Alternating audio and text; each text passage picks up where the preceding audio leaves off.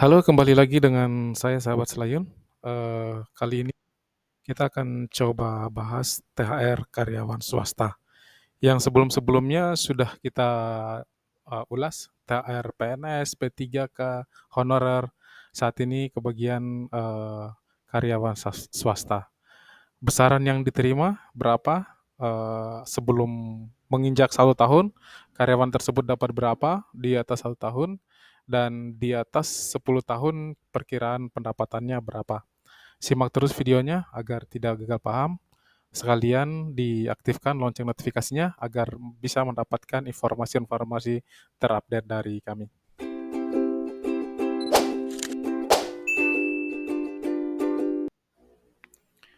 Dilansir dari ayobandung.com, berdasarkan Undang-Undang Cipta Kerja yang berlaku, besaran tunjangan hari raya atau THR yang diterima oleh karyawan swasta pada Maret 2025 nanti, bagi karyawan swasta, pencairan THR akan dilakukan paling lambat 7 hari sebelum Lebaran Idul Fitri.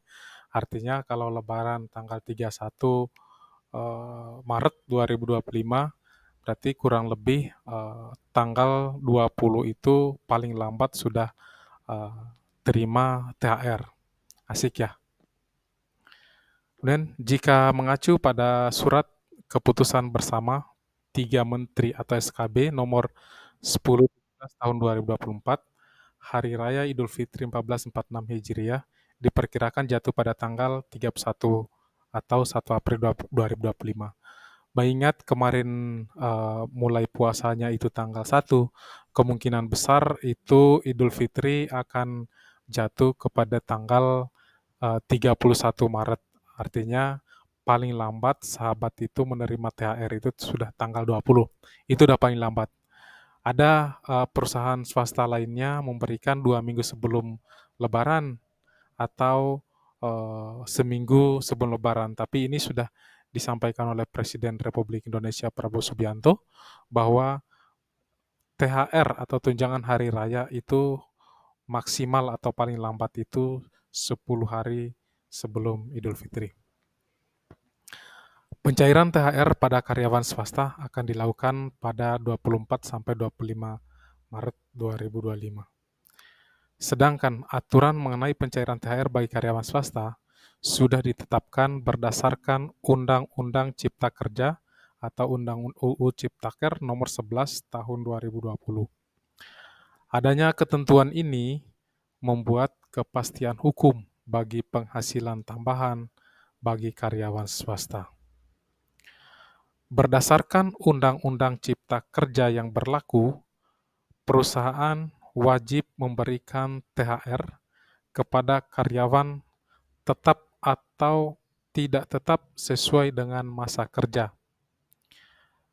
Ketentuannya adalah bagi karyawan swasta yang bekerja minimal 1 bulan berhak atas THR proporsional.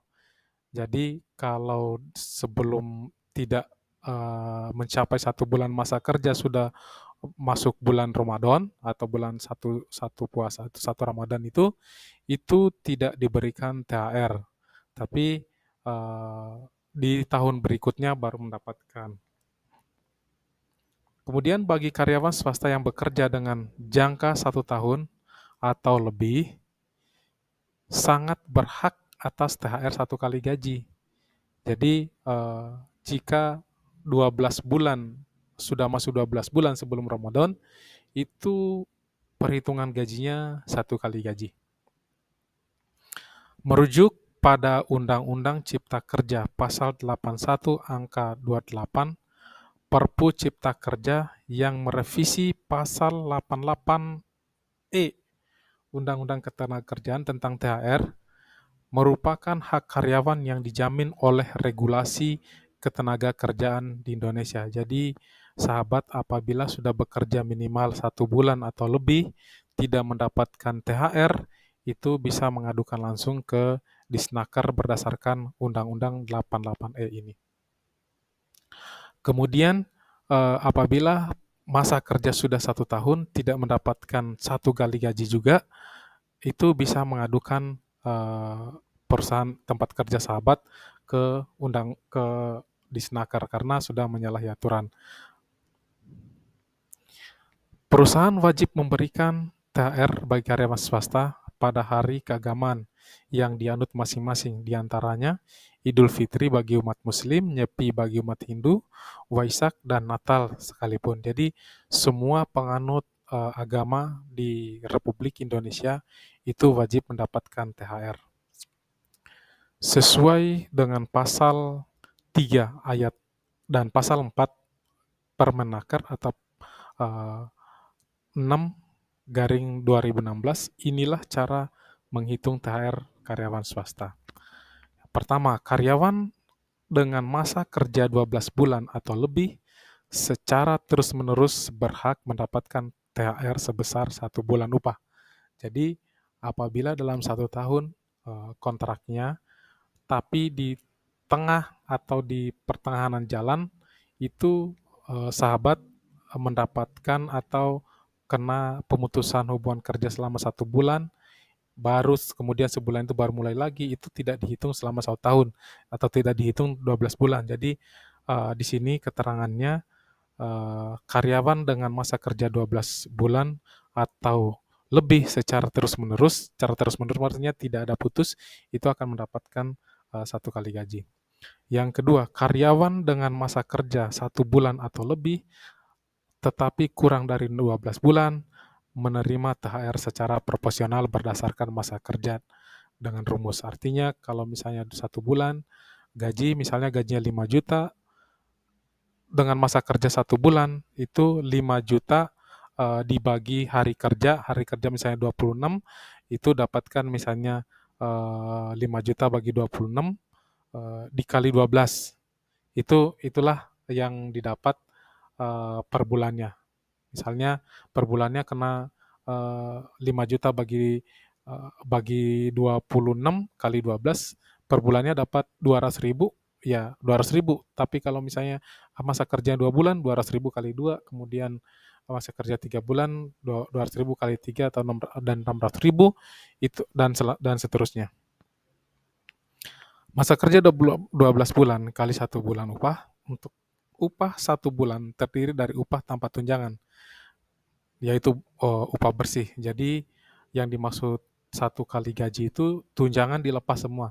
Tunjangan jabatan, tunjangan keluarga, tunjangan kesehatan, kemudian tunjangan kendaraan, kemudian tunjangan BBM. Semua yang didapat THR ini adalah full atau real gaji atau gaji pokok yang diterima setiap bulannya. Kemudian untuk contoh perhitungan THR-nya sebagai berikut. Jika gaji 5 juta yang diterima setelah 1,3 tahun bekerja itu adalah 5 juta, jadi 1 tahun lebih ya. Kemudian sedangkan jika masa kerja karyawan swasta baru 5 bulan atau kurang dari setahun, maka Anda menerima THR berdasarkan rumus ini. Misalnya 5 bulan atau 6 bulan, katakanlah 6 bulan. Rumusnya adalah 5 juta gaji dibagi 6 sama dengan 2.500.000. Nah, atau perhitungannya 5 juta ini dibagi 26 hari kerja pada setiap bulan rata-ratanya dikali 12. Nah, itu rata-rata yang diterima. Sama saja semuanya, 2.500.000. Kemudian adanya ketentuan dan penerbitan THR bagi karyawan swasta, ini tentu dapat memberikan kesejahteraan dalam bekerja bagi karyawan swasta. Apalagi memasuki perayaan hari keagamaan, karena THR merupakan salah satu tunjangan tambahan yang wajib diberikan perusahaan itu setiap tahunnya.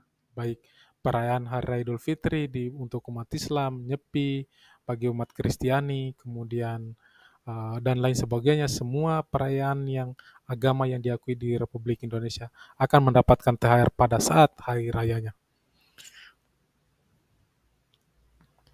Baik, demikianlah informasi mengenai besaran THR yang diterima karyawan swasta pada Maret 2025 sesuai dengan Undang-Undang Cipta Kerja.